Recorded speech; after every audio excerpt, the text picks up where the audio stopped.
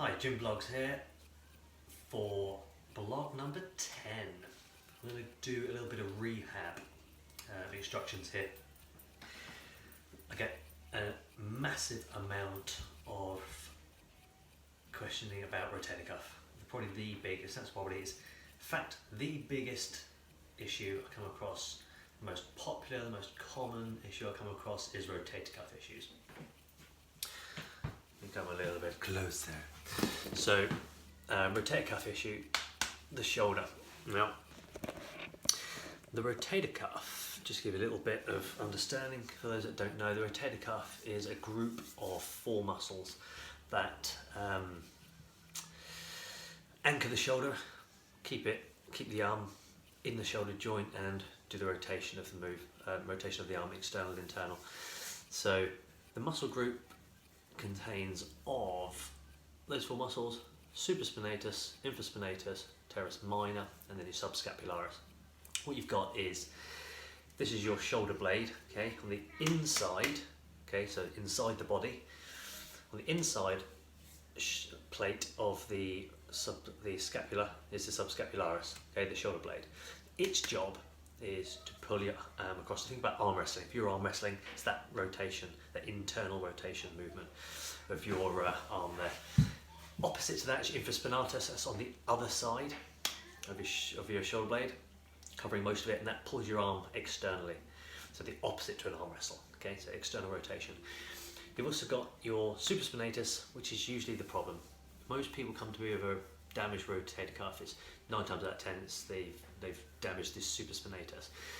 It sits right at the top, and if you could see the bones, you have the little collarbone that comes across here and goes around, kind of like a U on top there. It comes in across, attaches to the top of the humerus, the funny bone, the humerus, the upper bone there, and it's involved in anything when you come above your shoulder. That's when you tend to feel the pain. Okay, so most people, when they come to us, say if they damage the rotator cuff, it's quite indicative, because they'll say, I'm fine up here, but as soon as I go above, it really starts to hurt. That shows it's supraspinatus problems. Or you've got your teres minor, which sits around the back at the bottom. It's very rare to damage that. I don't think I've ever come across anyone that's had the issues with that. So rotator cuff issues, usually subscapularis, maybe a little bit of infraspinatus. Hardly ever subscapularis, because that is the strongest muscle, and it's used an awful lot, because everything in front of us, everything in our life is in front of our body pretty much, and it's a movement that we're doing an awful lot, so it gets a lot of conditioning, it's a lot stronger. So this so simple to fix a rotator cuff, unless we're talking huge, proper ripped up damage, something that requires some surgery, or maybe you have had this issue and ignored it for a very long period of time. So it's slowly gotten worse and worse, and it's become a further more, it's become worse, right? It's become more of an issue that can no longer be fixed up with simple bit of physiotherapy. My brain's not sparking this morning. I'm just going to come straight out with that one. My words are eluding me, so I'm just going to crack on with it. This is the exercise you do. I'm using just a little rubber band. Now, these muscle tissues, the rotator cuff or the muscles, they're not really designed to lift heavy weight. Okay, they're not a big, strong muscle like, say, your shoulders itself, its delts. They're not designed to lift heavy weight. They're just simply designed to sort of hold your bone in its anchor and twist and rotate it around.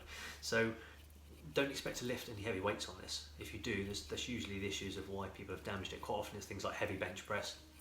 In fact, it can be often a tiny little knock sometimes. You could walk through a door frame and just bash your shoulder. It doesn't take an awful lot sometimes in a weakened state to damage your supraspinatus. So whatever the reason, it's most commonly things like bench press is a bit of an enemy to it. There's not many guys that are sort of 30 plus and been training for years that aren't complaining or have already had an operation on their rotator cuff. It's flat bench for you, not really much of an advocate for it. So where are we going with this? To fix this then, three different exercises put together, and I want to go with the lightest band I can find. In all honesty, I'd still say this one's a bit too tight. It's about £10 worth of pull, depending on how far you go, of course. My normal TheraBand I would use for this is probably half that, maybe about 1 or 2 kilos. That's more than enough, because you're not trying to lift heavy weight with it, you're just trying to take the muscle to fatigue and burn it out. That's with a client of mine, unfortunately. I've lent it to them to keep hold of it during the lockdown so they can come out the other end fully fixed up and good to go. Well, nice like that. So, I'll demonstrate with this because I'm so hardcore I can do it. Or, I'm not going to do an awful lot of it, but £10 will be alright. All I want to do is, and I click one handle on it. I'm actually only using the handle as an anchor point because I'm going to thread through it. I'm going to find something to anchor on, like this radiator. Thread it through, stick through the handle. Nothing fancy, I just want an anchor point so that it doesn't fly off and hit me in the face. Now what I'm going to do here is I want to face towards it, but I want it to be in front of my elbow. Here, not here in front of my body. I don't want it pulling across. I want it to be pulling completely perpendicular to my body.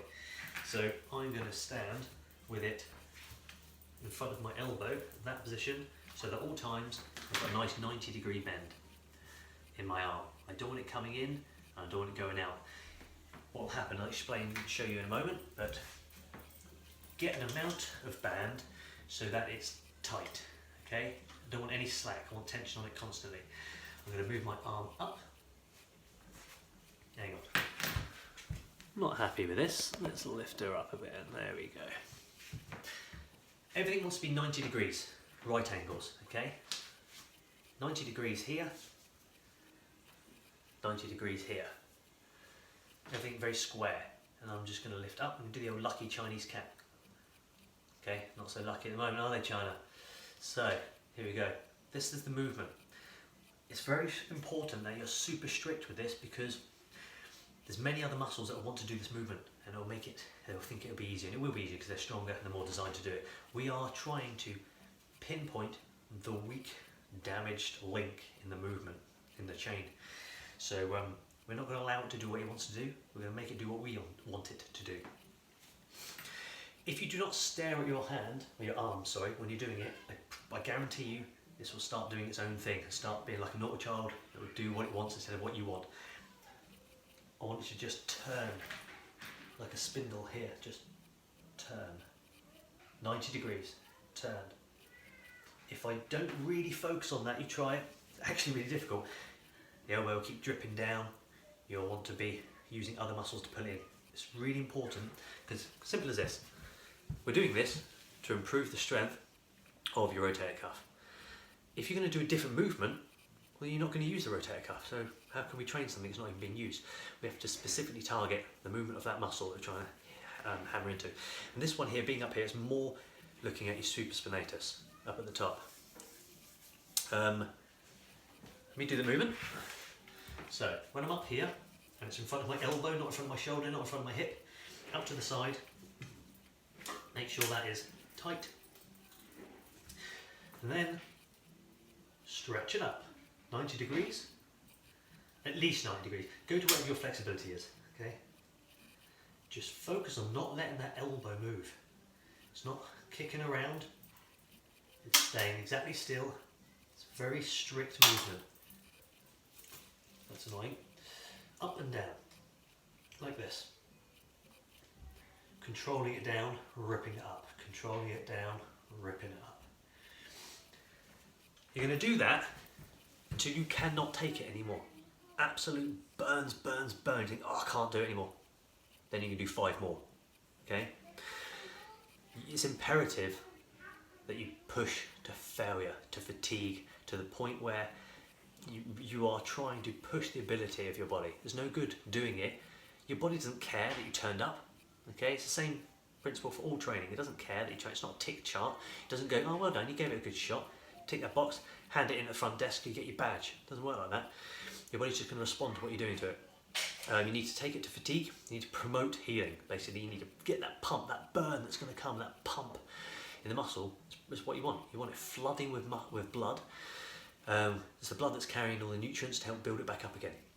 And unless you create that requirement, necessity for it to repair.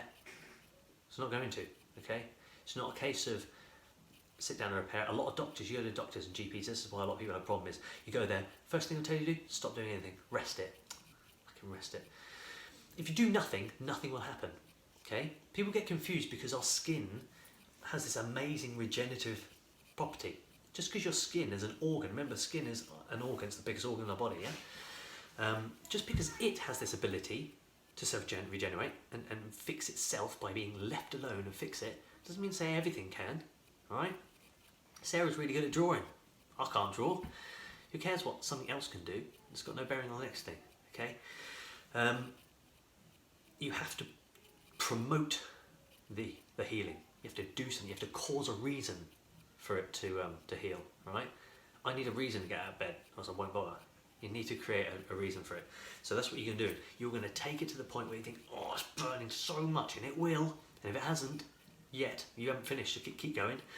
Slow, smooth, strict, pump it in, really sore. Because once you finish that, you're going to immediately go on to the second exercise, which is this. So we'll get you to that point.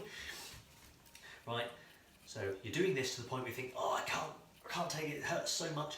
You just force yourself and then go 5, 4, you will be able to do it. I'll tell you now, at whatever point you think, that's it, I can't do it anymore, just force yourself to do 5 more, you will be able to, because it's too light, your body will be able to fight through it, but it will be your pain threshold that will stop you on this, guaranteed, alright, is what it is. Once you get to that point, you've done that 5, turn the face in immediately and start pulling out to the side. Because you've dropped this down by your side here now, you're now bringing into play more of your infraspinatus, the next muscle down. Just Google rotator cuff, look at the images, see the anatomy of it, you'll see, it's quite clear, it's quite simple. By putting it across now, you want to imagine you have something under here. I normally say a towel, but I've got a notebook, okay? You don't want it to fall, keep it pinned in. You don't want it to be moving out like this, because you're just starting to use your delts again, you're starting to use other muscle groups to help. You're not doing that, you're not just trying to pull your hand, pull it far away from it as you can. That's not the exercise. It will be using a bit, it is externally rotating, sure, so it will be using your rotator cuff, but it's not accurate, it's not pinpointing, it's not targeting the muscle group you want. Don't give it help. Don't let it have help from other muscle groups. So from in here, now, keeping it pinned inside, I don't want to see any air here. Squeeze out as far as you can, and then back across as far as you can. Squeeze and out. What I'm trying to do really is the furthest extent of the contraction, when I feel I can't go anymore, try and hold it for a bit. Try and keep pulling. I'm not using my body. I'm not doing this. Strict, solid, no movement, but the joint you want. Stretch, contract, contract, contract, back in again. Contract, back in again. Notice how completely still my body is. I'm actually kind of putting more effort into the rest of my body not moving than I am the movement. The movement's easy, just pulling it across. But I don't want anything else to get involved and help. Fun fact, that your arm gait is one of the differences between physiological differences, anatomy size, between males and females. No one apparently, to my knowledge, I don't think it's been answered yet, no one actually knows why. No one's actually come up with a real, proper, educated answer for why females can move their arm out further, usually. Get your wife, your girlfriend, if you're a girl, do it and try it. Without this coming away, how far can you take your hand round?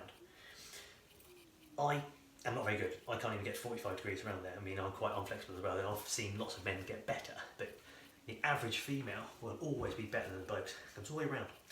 So, if someone's giving it a whole gender, not telling you what gender they are, or you're questioning, somehow devise that, right? It's just it's an interesting fact, isn't it? If it's not, alright. Anyway, here we go. Exercise 2. The only thing that's going to stop you isn't a bone, isn't a joint. You're not coming to the end of something and then it's no longer able to go because something's in the way of it. You've just gotten your muscle tissue to the tightest point where you've run out of flexibility in effect, okay? That range of movement won't go anymore. So when you are there, just keep squeezing against it as hard as you can. You'll find that will make a huge difference to the pump and how hard that muscle tissue is working. That's what you want. You want to be stretching this muscle tissue as much as you can, really causing stress, causing damage. Okay. Third exercise, you can do the same thing again. You go to the point where you think, oh, I can't take it anymore. You will not get as much as the first exercise because it's still incorporating some of the other muscle tissue. So don't expect to do very long, but when you get to the point where I can't take it anymore, pump 5 more, pump 5 more. Once you've got to that 5th one, turn in, arms straight, completely down, from the shoulder, move back. Okay, it's just back, completely back. From the seam of the trousers, back as far as I can, seam of the trousers. Don't let it come all the way forward, always under tension, seam of the trousers, back. Seam of the trousers, back. I'm not bending here, I'm not doing a tricep kick back, okay? Just lock it from the shoulder, good posture, squeeze and back. Squeeze and back. Again, I'm not moving, bucking around, just hold still. Squeeze and back, squeeze and back. That'll be your strongest one. You'll end up doing a ton of those. Just do 15. It's one of those where just hit for about 15, rest it, go to the other hand. Even if you damage one side, just build them up. It can never be too strong. It's great, just do it, because what you're really doing is by working on that one, this is resting a little bit. So once you've done that, boom, straight back into the next one. And keep again. Try and do 3 sets. 3 sets of as many reps as you can on each one until it burns +5. Okay? Okay, so that's the general overall of what you're going to do. 8 out of 10, that will fix you. Rotate within 2 weeks. 2 weeks of doing that every day, you'll be fine. Now you want to be doing this. The more the merrier. Really is the more merrier. You're damaged right now. Okay, if this is an issue for you, it's hurting you, isn't it? Life is difficult. So fix it. Get fixed. This is one of those things, again, it's a tick jar. Well, I did it every day. How come I'm not fixed yet? Do as much as you can. Personally, I would do morning and night. And if I can be bothered or I have the time or I remember, I do stick one in lunchtime-ish as well, in the middle of the day. 2 or 3 times a day. But effectively, as soon as it's not aching anymore, boom, just get smashed back onto it again. It's not like other training where you have to spend days recovering and repairing it, because you're not putting a huge workload on it. Sorry, a huge load of resistance load and a lot of weight. It's a bit like going for a run, you know, you're going to get it tired, knackered, you get your breath back, you're fine. If, however, you've got to be sensible things, you're starting to feel it is quite sore, need to back up and let it recover, fine, do so. Just listen to your body, okay? But what I'm saying is you need to do this regularly, at least I would say twice a day, morning and night. Wake up, do it, get on with your day. Just before you're about to get in bed and lay in bed and do nothing, but just lay there, waiting to fall asleep, what's your excuse? Put it by your bed, get it, do it, don't get into that bed until it's done. And in a couple of weeks, you'll be fine. You really will, unless it's a further issue. You need to then go and look at it, get it scanned out, looked at or something. But there's quite a few people I've come across that have let the problem go on for so long, they can't even do that. They struggle to even do it with their own arm. I've had 2 people within the last couple of months, so that is the same exact issue and situation. Life's too damn busy, I didn't have time to go to the doctor or the physiotherapist or whatever. Now, what you need to do then is you need to help it. And we'll delve more into what's important of the movement. This is really, really key. I hope you're still listening, right? That movement where we have a one direction and another direction, so 2 paths going from A to B and B back to A again. Only one of those journeys is actually giving you the benefit, bringing you the benefit. It's only beneficial. The other one's about going back to the beginning to return to the beginning to do it again. And that's the eccentric contraction part of the move. So if you're contracting the muscle, okay, it's when it goes back to be contracted again. If I just think about it in more simple terms, if you think about your arm, contracts and extends. The biceps job, for instance, is to contract. Well, that isn't going to damage the muscle. You need muscle atrophy, the muscle breakdown. The muscle needs to break down to create the growth, the development again, the fix up, the heal up, and if you think in simplistic terms, if you've got 5 muscle fibres, you damage, say, 2 of them, then 3 will come back, and now you've got 6. You know what I mean? That's how you grow muscle tissue in size. You need to go through the muscle atrophy. Now, when you contract the muscle, this is perfect for using actually. Think about this as an elastic band. Okay, so here it is extracted. As you contract it, what's happening is the band is squeezing together. Every single part of it is pulling together, isn't it? Right? Well, we want it to be pulled apart. So if it's all pulling together, it's directly working against what we want. We don't want it pulling together, we want it pulling apart and ripping up. We want to cause those little micro tears, we want to cause damage so it repairs and becomes thicker and stronger. So that's the contraction. The eccentric contraction, the opposite, that's when the muscle atrophy happens. So when you are under load and you're lowering it down under control, it's not just free falling, you are actively with the muscle controlling that eccentric contraction, the eccentric movement, the negative movement, okay? So in this movement, the extension of the arm.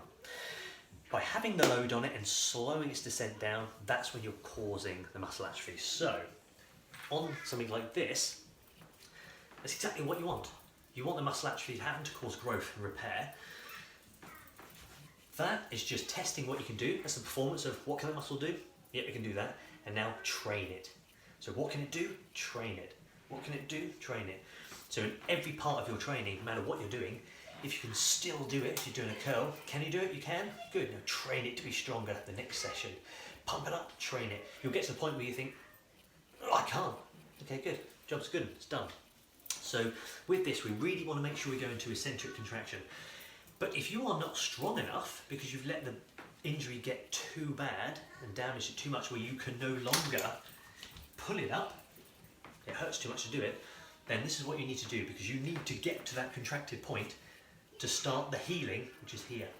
Now you're about 40% stronger on an eccentric contraction than you are on a contraction. So, because of course you are allowing it to go down, but you're putting resistance against it.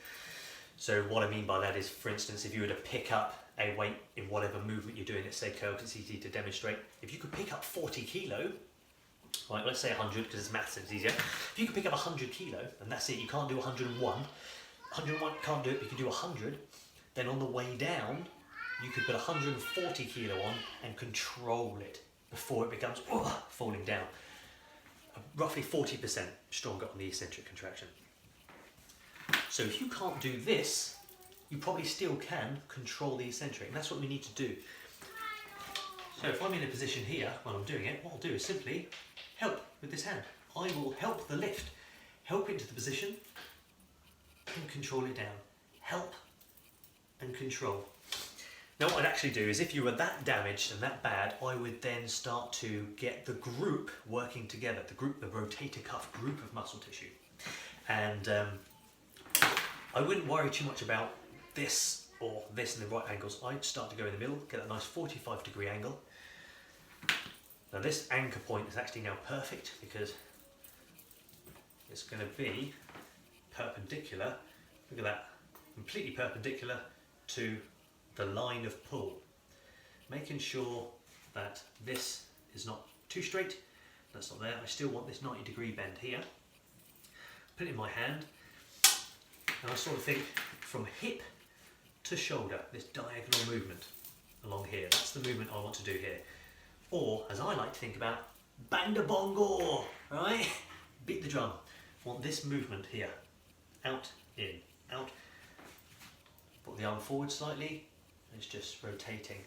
Again, exactly the same movement, just rotating, twisting, okay? Twist, twist. And I'm going to help it. Lift it out, let it come back in again. Lift it out, let it come back in under control. Out, control. Or,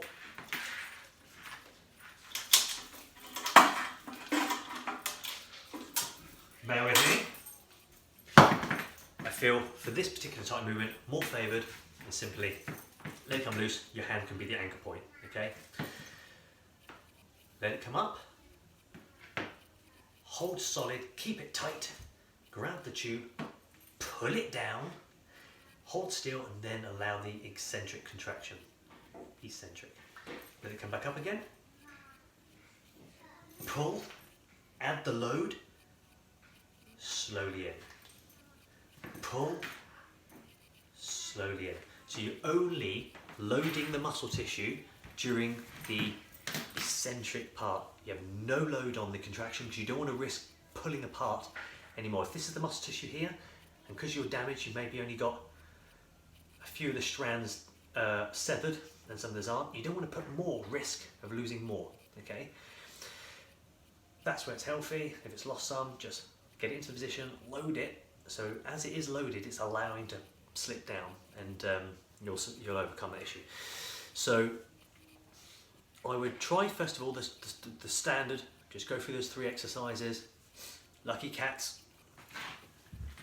think, turn into it. Sorry, so lucky cats, turn into it, pull across, turn into it, back.